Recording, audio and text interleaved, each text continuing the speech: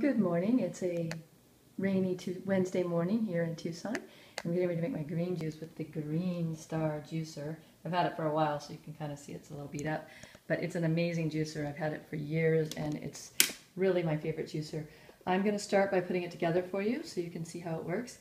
What's great about the Greenstar is that instead of chewing and shredding like a lot of the commercial juicers do, this one has two silver augers, so as they roll like this, they actually press the juice instead of chewing it. So my juice can actually last 2 to 3 days in the refrigerator if I keep it in a nice glass mason jar like that.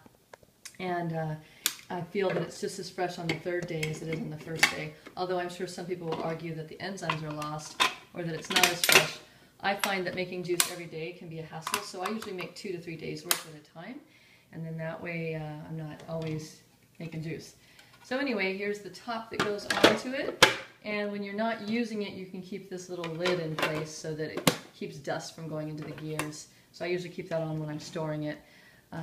So here we go, we've got a glass, just a glass pitcher to grab the juice that comes out, and this is for the pulp. Now you see this little dial here. I want to start with it all the way tight because I'm going to start out with my parsley here.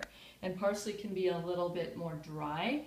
So if I leave the auger open, then I'm not going to get as much juice. So what I'm going to do now is go ahead and, I'm going to go ahead and plug it in, because this one comes with actually a plug that is separate from the juicer, and you just plug it in the back. The great feature about that is that you can travel with this really easily, or you can wash it without having the plug in the way. The bad feature is if you travel with it, you might forget your plug at home, which I've done once. Okay, so we're going to turn it on with a little switch there. And you've got an on and you've got a reverse in case stuff gets stuck in there, which I rarely use because I've really learned how to use this juicer well.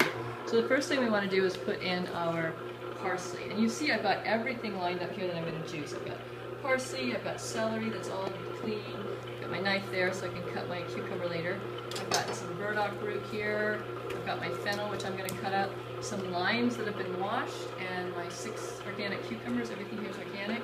So let's start with the celery and go ahead and pop that in right into the juicer. And what's great about this juicer is it just sucks the stuff right up. You can see it spinning down there. And I don't even have to push. But that's not the case with the cucumber and the celery, but it is the case with the kale or anything dry. And that's why I usually put the dry stuff in first, because it's so fun just to let it go in on its own without any help from me other than putting it in the top.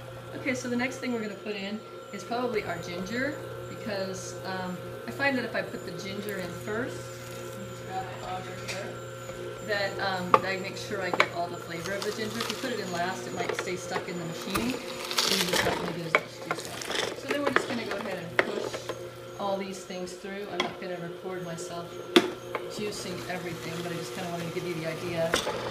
We'll come back at the end when I've juiced everything. But what I'm going to do with the, I'm going to be able to put everything in just the way it is, like the celery will just go in whole like this.